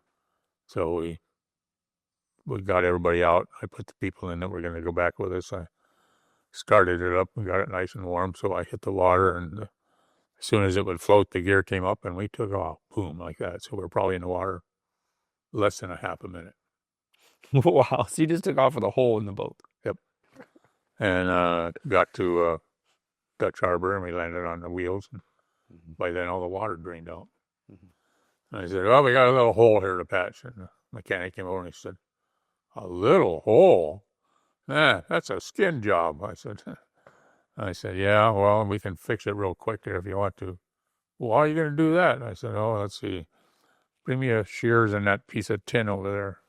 And, well, what are you going to do? I said, you're going to put a bunch of gookapucky in there. You're going to put a bunch of sheet metal screws in there, and we're done. Well, that's not what it says to do. I said, nope. Well, it's leaking. It's not leaking now. I said, we can have it going in about an hour. What? You can't do that. I said, yes, you can. That is not a legal repair, right? Heavens no. But it works. Yeah. And I figured that out because a guy that was flying the Goose all the time, all of a sudden he had to fly the Widgeon, which is not the airplane. Yeah. And he taxied up on a rock because it's a lot lower. Yeah. And the Goose would clear the rock. Mm-hmm. Well, he had this, it was about 18 inches long. Rip. And I was like, So I called my director of maintenance and said, this is what happened. This is what I'm going to do. And he said, oh, well, this is the goop that you want to put on there. What did you call it? The goop. Gookapucky. Gookapucky? Gookapucky, yeah. Is that a proper name or is it? Yeah, I have to talk to my dad and he's dead. So that's what he called it. He was from Arkansas. It's some kind of gookapucky. You just put it on there. And, I said, you mean like bear grease? Yeah, that'll work, something, Yeah. You put the gookapucky on there. Mix the butter and honey and slap it on there. Got it. And put the screws in it. I don't know what it is. But anyhow, it was some kind of silicone, something or other. So it would help. And it was fast sealing or whatever you call it.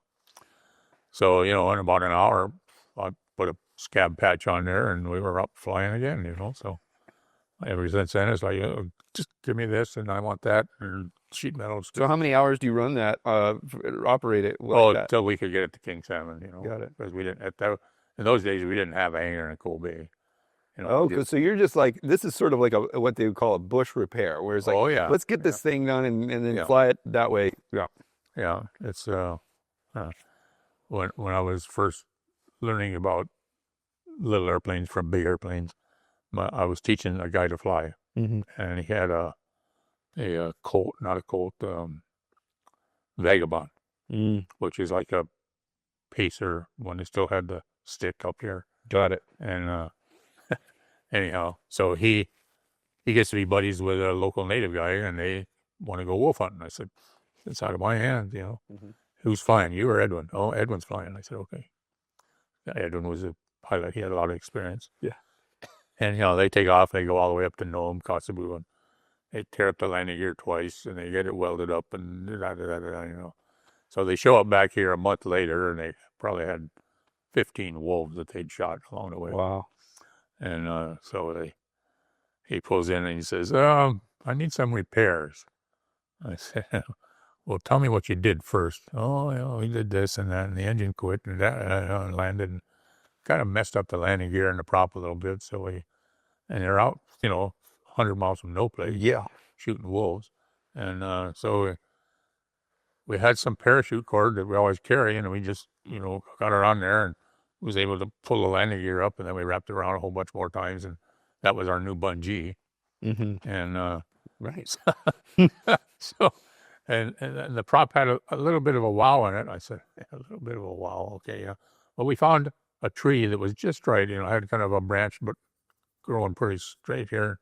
And so we got that in there and just kept bending it back a little at a time till it was pretty darn good, I said, yeah, okay. And I said, how is it now? He said, oh, it's okay. It's got a little bit of vibration at low RPM, but nothing at high. I said, okay. So I went out there with a tape measure and said, you got a 1/4-inch play in the end of that. Yeah. That's pretty good, I said, that's supposed to be about a 16th, But for doing it with a tree, that's for the tree, that's pretty darn good, And That's funny. anyhow, so we got it all done, and I've tear the seats out because I got to go in and weld up where they tore up was all those metal pieces up in here. Mm-hmm. And there I said, no, it'll help a lot if you could stay inside there with this coffee can full of water and a couple of rags so we don't catch anything on fire. Yeah. Oh, yeah, okay. Because I said, I'm going to have to cut a hole here. When we're all done, we're going to put the fabric back in. Oh, okay, cool. I said, man, something stinks up there. You got any fire? No? No, he's looking around. Fire. I said, well, what's the smoke? Oh, I found a pack of cigarettes. I needed a smoke. I said, yeah. And, well, it was way in the back of the airplane. I said, okay. I'm welding along. I said, what is that stench? That's my cigarettes. Well, why do they smell like that? Oh, they were soaked in wolf blood. Hey, John, here's a couple bucks. Go get a pack of cigarettes and come back, okay? We'll finish this up after lunch or something. It's like, well, I can't stand this smell anymore. You know what's funny about this story to me? It's true. Well, no, but it's the fact that the gripe you had was that the wolf blood, not the fact that he's smoking inside of an airplane. Oh, right? yeah. That kind of shows the time that. Well, it's 40 below outside. See, Yeah. we're inside this hangar. I don't know how we kept it warm enough to even. Yeah. I know I was in my snow machine suit welding. Yeah. And can you imagine a little piece of slag hitting a snow machine suit? It'd be instant. Whew. Yeah. But anyhow, we got it all patched up and out of there, and he went on his merry way. But So this was during the time that you talked about where you were working as a mechanic in your early career there? yeah, yeah, I switched from big airplanes to little airplanes, and I had a lot of fun. And I learned a lot, an awful lot. Like what did you learn during that time that was pivotal for you? Oh, when the FAA says, okay, here's your repair, this is what you have to guidelines for. It's AC 43 something or other. And it's a book. It tells you how to fix all this stuff. Okay. And then there is out in the bush. Well, we're 152 miles from anything, on the side of a mountain or on a flat, with caribou running all over.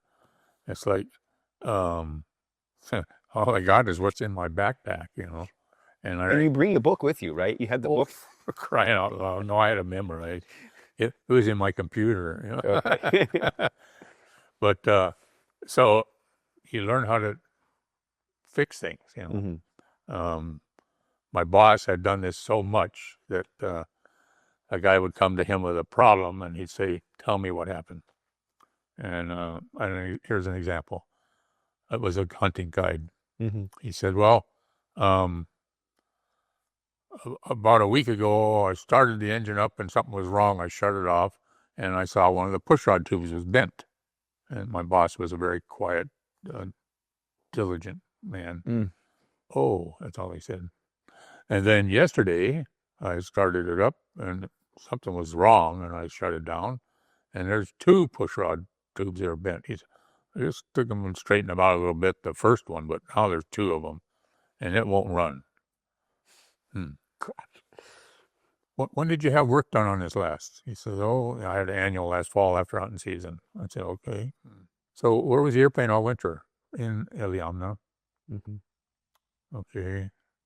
He said, you got water down there? He said, yep. You got a way to heat it up? Yep.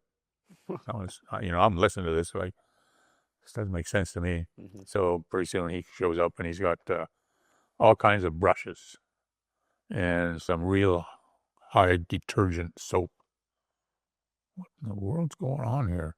Oh, let's see. He's got a couple of, like, 6 new push rods because he had some spares off an old engine. They might not be the exact length for them, but you can adjust the top.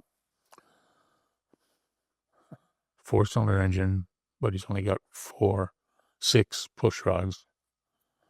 I don't understand, but anyhow. So the guy says, jump my airplane and we'll go down there. And he says, I can take the Pacer. I said, no. Where you're going, that Pacer is not going to fit. Okay, so they get in the cub or whatever it was. So this guy's on the side of a mountain somewhere or something. Yeah. Never had a camp down there. Anyhow, so he goes down there and my boss checks a few things and he says, yep, okay, take the cowling off.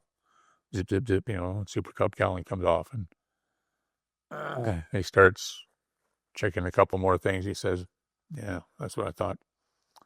I said, so he shows back up about 9 hours later. I said, Martin, how was your trip? He says, oh, pretty good. The airplane's flying now. I said, well, what in the world was it? He said, sugar. He knew all that from that. Yeah. He said, I've seen it before. Push rod tubes. What happens is here's where the valve goes in and out of the top of the head. So as the sugar coats it and gets hot, it goes like this. All of a sudden, the valve won't move. So when the push rod comes up, bink, they bend. Crazy. And powdered sugar is worse than regular sugar because you can't see it, you can't smell it. He said you can just about taste it from the gascolator, and that's about it.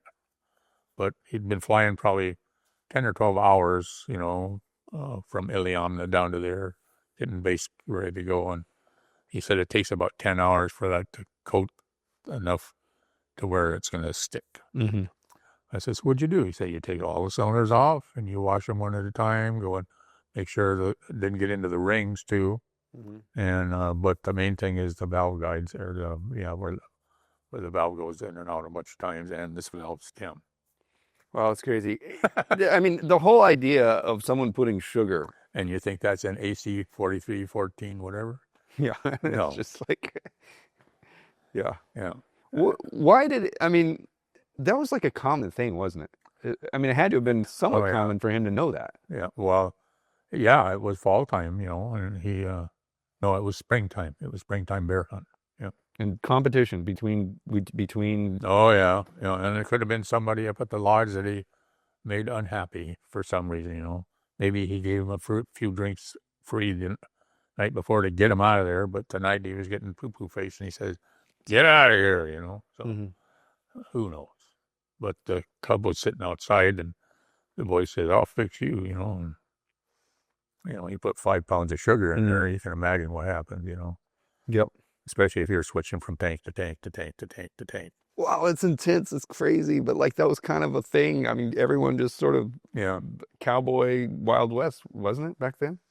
Oh, yeah. Before they had assigned areas, you could hunt any place, but it was kind of a gentleman's agreement, hey, I've been hunting this area forever. Don't come over here. Well, then all of a sudden, these 3 guides help those 3 guides, and, like the polar bear hunt over to Russia, that you had to have a backup there, kind of a deal.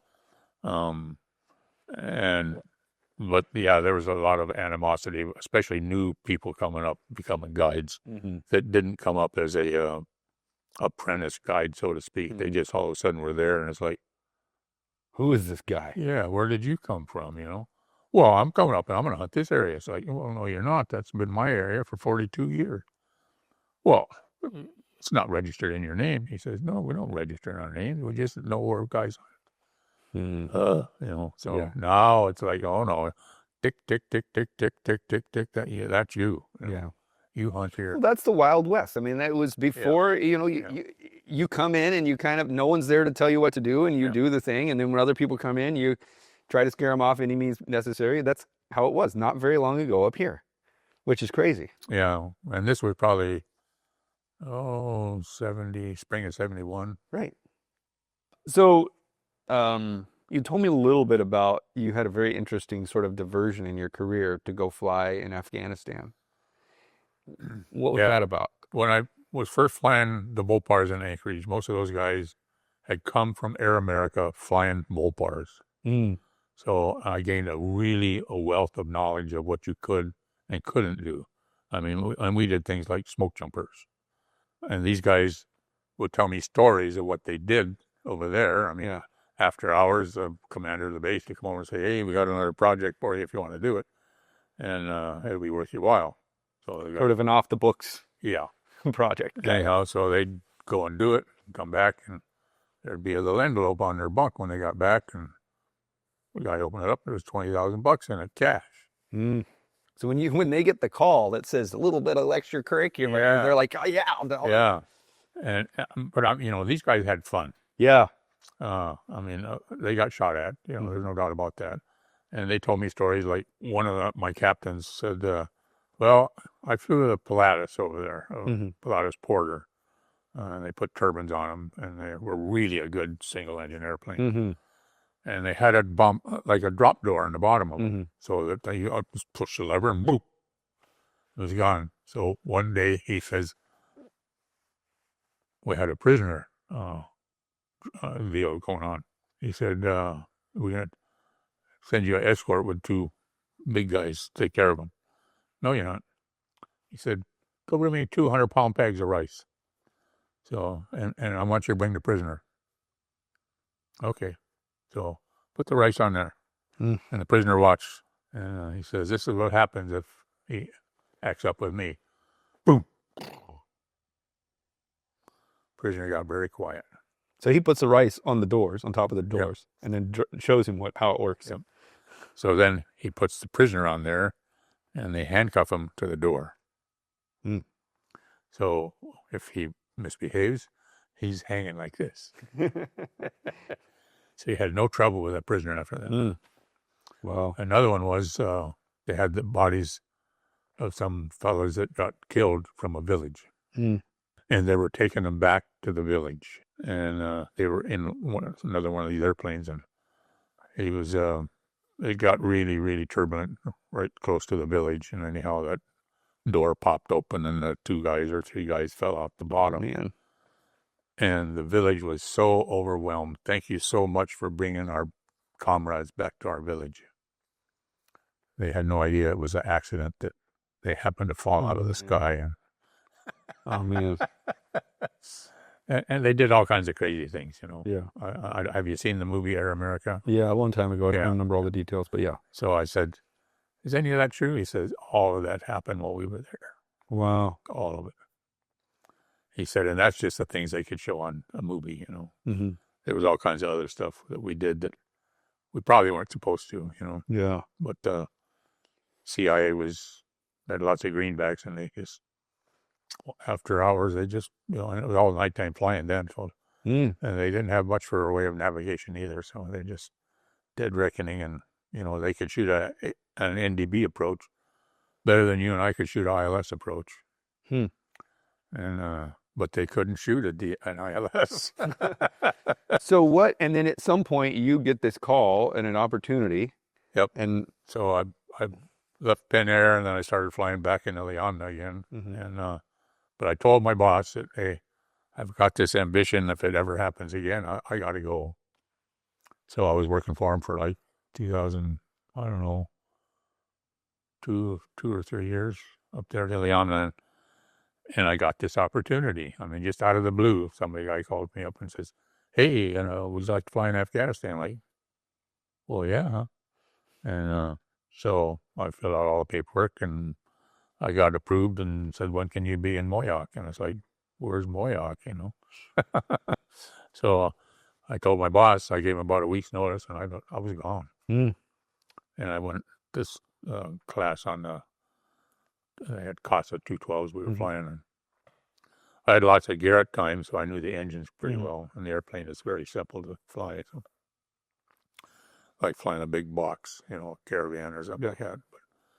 Was it all you dreamed about, or was it? I mean, it wasn't like crazy. No, we didn't have any after-hours stuff over there. Dang it. But, yeah, at least not to my knowledge. You know what? You're just too straight, and they looked at you and said, he's not going to be down with the after hours. Could be, But I found, like I said, I had about 30,000 hours that I put in my logbook someplace, Mhm. which got left behind in Afghanistan because I never went back after my heart problem. And So that's actually how you sort of ended your flying career, Yeah. is in Afghanistan. Wow. yeah, I used to be able to go up to 20,000 feet without oxygen. Mm. And while I'm over there, the airport's at about 5,000, and most of the places we're going are like, you have to go up to 10 or 12 to get over a hill, or 15 maybe. Mhm. And I don't need oxygen. That's okay, no problem. I came back one time and it's like, man, I feel funny. I put on the oxygen right after takeoff, and it's like, oh, that helped a lot. Wow. So pretty soon I'm doing it when we're taking off. I get in the airplane and start it up and start sucking on the hose, and it's like, man, wow, it did difference. And because I could go to up over 20,000 feet for over an hour at a time, and then I would get a little dull headache, and that was all. But Wow. now all of a sudden it's like I'm having challenges breathing. It's like something's changed here, and I don't know what it is. But when I got back to Alaska, I went to get my medical, and it's like, you got a little heart problem here. I said, oh, just a minute, I can take care of that. So I go to the bathroom and do the routine. It's a vagal nerve up here that if you can grunt real hard, you realign this nerve, and that usually sets your heart beating right. And, Yeah, that's crazy. I didn't know about that. no, so I did this, and I did it a couple of times, and he says, no, it's still you, Mr. Morgan. I don't know. Yeah. He said, we can discontinue this, or I'm going to have to fail you. Yeah, let's discontinue it. But in the fall time, I started going and seeing another heart doctor down in the Swedish hospital, and he said, you're going to need a couple of valves here, So I said, I'm a pilot. If we change 2 valves, you can't fly anymore. We can change one and repair the other. Then you can still fly. So they did that. But the way something got written up, it was not approvable. So I took it back to the doc and said, thanks, but I can't because of this. He says, you don't have that. I said, can you write a letter retracting that then so I can give it to the FAA? And anyhow, after 5 years, I gave up testing and all that. It's like, cost you like $25,000 every time you have to go through a test. So, do you fly? Are you legal to fly like privately, or how does that feel? I mean, that's got to be tough, right? Yeah. I could instruct. I could do a pioneer flight review or something like that. Or I could help you change airplanes. I can't be the person that is like if you want to go fly instruments, I can't be the guy that does it, the co-pilot or observer or whatever, safety pilot. Nothing where it's relying on you solely. If you were starting out now, do you think you would have spent whatever you have? What do you think you have? 40,000 hours? I quit at 30,000. I don't have any idea. But you think you would have spent all those hours flying the Aleutians if you would have done it today? No, probably not. You'd end up at United or something, or flying. I probably would have had a straight shot to Alaska Airlines. Yeah. But what are they going to do? What are they going to do on the peninsula and on the Aleutians? Because we talked about you doing stuff that you didn't just come in there and start doing. You needed some experience to be able to do. So who are those people that are going to want to fly on the Aleutians and do that? Is that over? No, Grant is down in Cold Bay and Dutch Harbor and King Salmon. So I guess my question, because Larry Rivers, when I talked to him about you, he was like, well, Guy was the one that held that whole region together. Mm. He was Guy. Yeah, if you needed something and other pilots couldn't do it, Guy was going, and did it safely. Is that just mean that those needs aren't getting filled now, or has the technology of GPS and things like this helped fill in those gaps of, because guys that would have been like you are going to the airlines because the money's there. Yeah. So what's the difference? Well, I don't know, probably 30 years ago, they started this where you have to fill out a form that tells you if it's safe or not. Weather, load, attitude, airplane. Got it. You're going on a trip and you fill this form out prior to the trip. Oh, yeah. But I'm going to King Cove 15 times. I'm supposed to fill it out 15 times in the same day. Well, yeah, every trip. Yeah. Look, I went over there 3 times this morning and it's safe. This afternoon it's clear and it's not blowing. So do I still need to? Yeah, you got to fill it out every time. And it's like, well, I can't remember what they call it, but anyhow, almost every little air taxi's got something like this. It started with the a safety program because people were having accidents and incidents, and and it was just something to help make them safe. Well, now the FAA wants to see where's your form? Did you have to fill this out? And if you get so many points, no, you can't go. Period. Out. Got it. Tilt. Did you go drinking last night? Yeah. Did you drink after midnight? No. Okay, well, then you're -2. Then you went drinking, but you don't have -5. See? So it's like you fill it out and then you add it up at the bottom. If it's over a certain number, you don't go. Yeah. So it's all computerized, basically. Do you?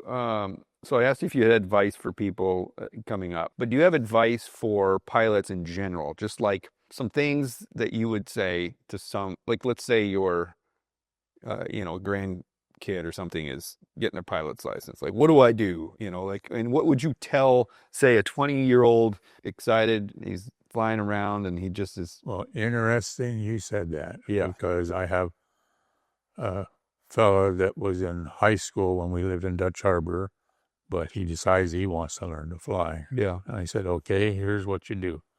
First of all, go get an introductory to flying. I mean, it's a little show you what the airplane does and doesn't scare the crap out of you.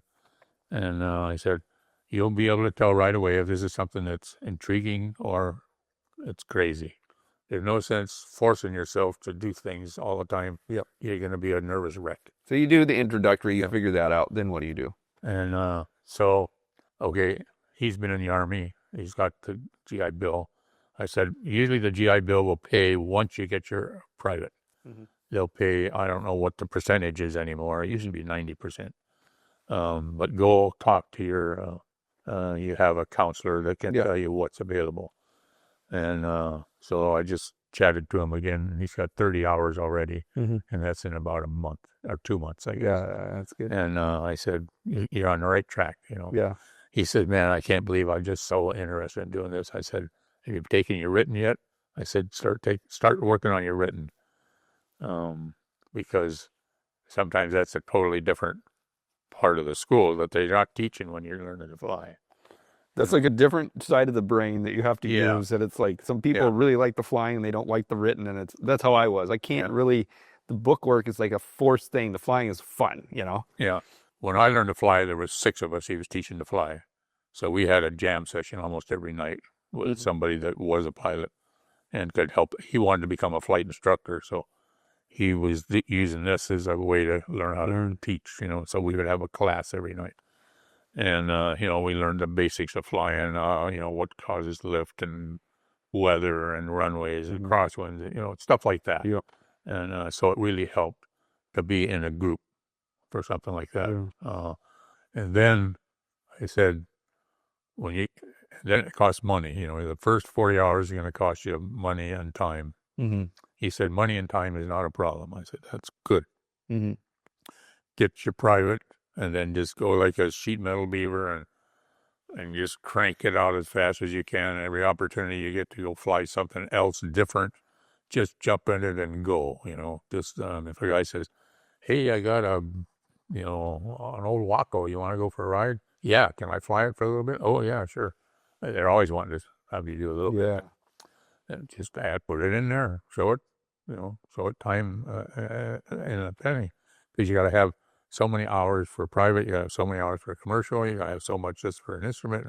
And I said, just keep right on going. I mean, they have a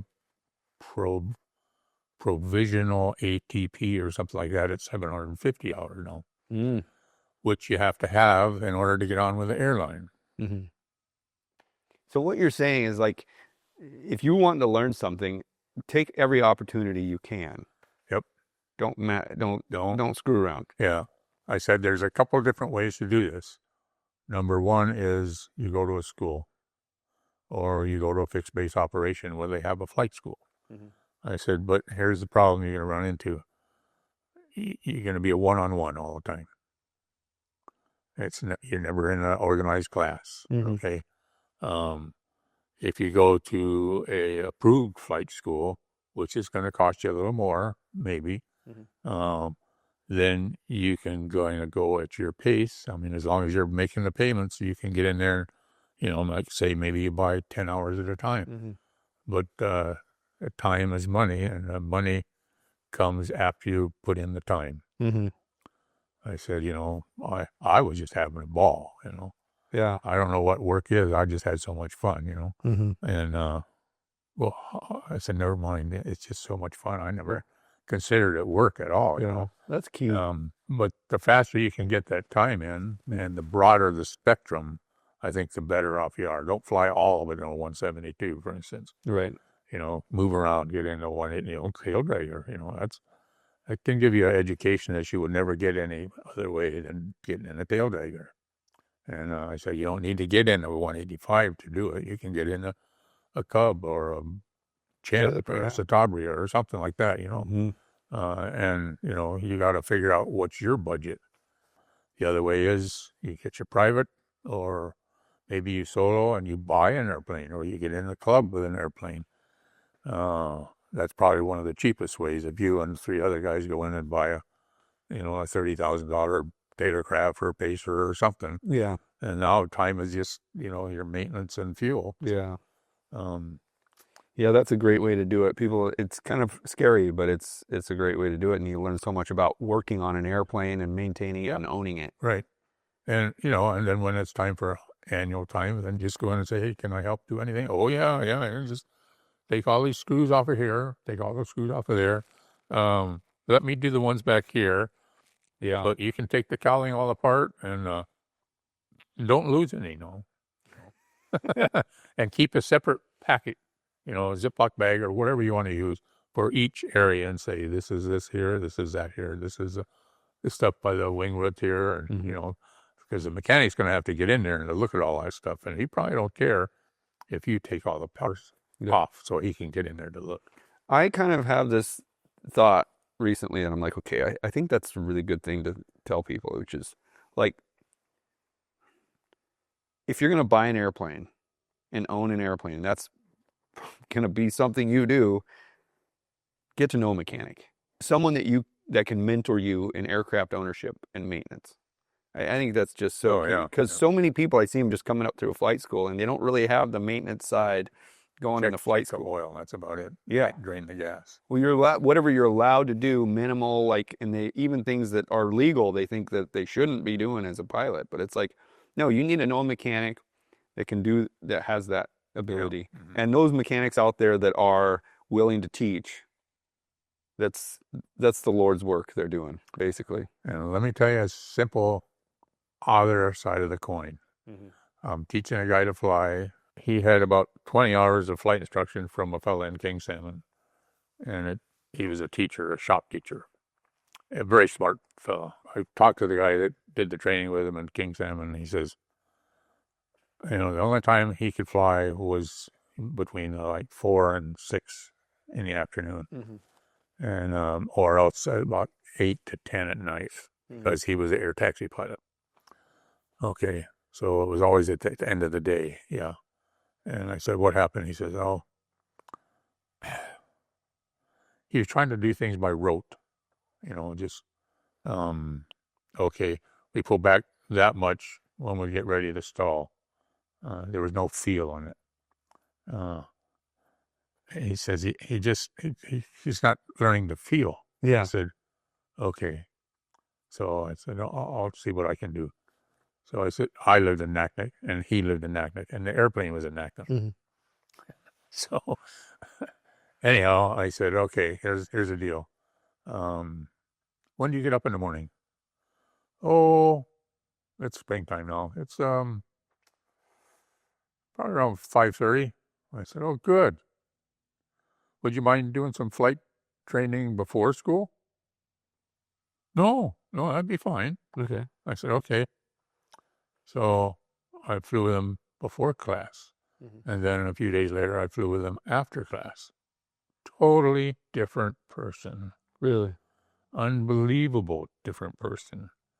I said, okay, first we're going to kind of do a refresher of what you should have learned in king salmon. And so we went out and I said, no, we're going to stall, and we want to be able to feel the elevator when it's telling you we're just about ready to stall, because things start shaking.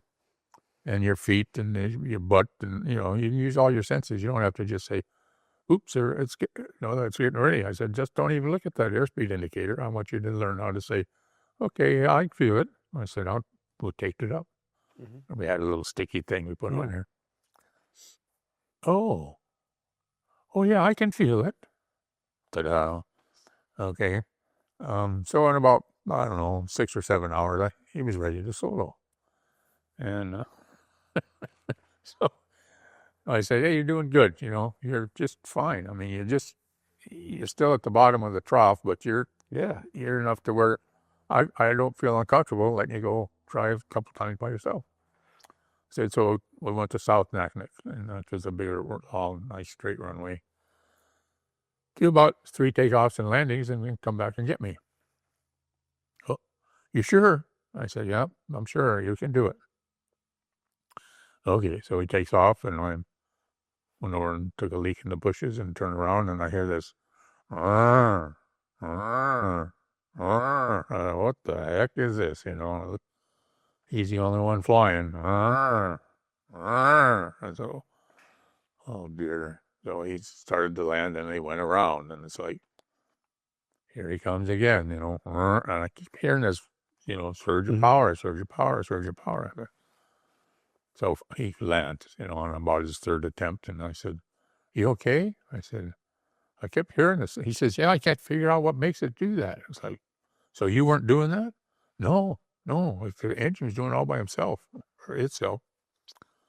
Did you check the mags?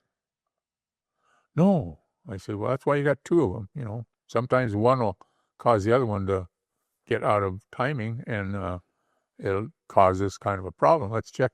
Sure enough, one mag was way out of time, and the other mag was okay. I said, so he said, well, what do you do? I said, just turn off the bad mag. There's a switch in there. When you turn to right, the right one's on. You turn to left, the left one's on, and the other one's dead. Oh, I didn't understand that. I said, okay. Yeah, and I know we had talked about this. Yeah. So I said, well, we're just going to go back to Naknek, and you can go on to school, and you'll be all right. And then maybe this weekend I'll get a chance. We can go and figure out what's wrong with your mags. Oh, okay. Well, this weekend he comes down with these 2 9.5 by 9.5 baking pans. One Magneto in this one, one Magneto in this one, in pieces. Whoa. I said, what do you got there? Well, I took them off of the airplane, and was trying to figure out what was wrong with them. I said, dude. So did you set them to top dead center on number 1 cylinder first or anything? Well, no, how do you do that? I said, that's why you hire a mechanic. Yeah. You don't know anything about magnetos, do you? Well, I know how they work. I said, well, tell me. Yeah, that's kind of the right idea. But when you go to set the timing on them, you have to have the number one cylinder up here, and that little red button on the mag should be right here, so that the arrow's pointing at each other, and then you're in the right spot, and you take it off and pray that nobody moves the prop. What happens then? I said, you're all messed up. Yeah. So anyhow, I said, the cheapest thing you can do is buy 2 new mags. I looked up the time on them and whatnot, and something was, I picked a low, but something was wore out so much that it wouldn't move the gap there. Yeah. The point is that there's that, like, oh, this person's learning, that's great, they're learning about mechanics and stuff, but you don't just go out and start wrenching on your airplane. That's the extreme, see? Yep. You don't want to do that. Well, this goes back to the whole idea of, like, how do you fly in extreme weather? Like, you start and you learn little bits at a time. No, you don't. Yeah. You don't instantly jump in an airplane and start doing ILS approaches, Thanks for coming, driving out. I mean, it's fun. It's incredible value that you've given, and time, and it's worth something, and I really appreciate it. All right, thanks for watching. You obviously enjoyed this content, so please subscribe to our channel, comment, let us know what you thought, and if you want to support our ability to make more episodes, visit coffeeinahangar.com and subscribe to our email list. Thank you.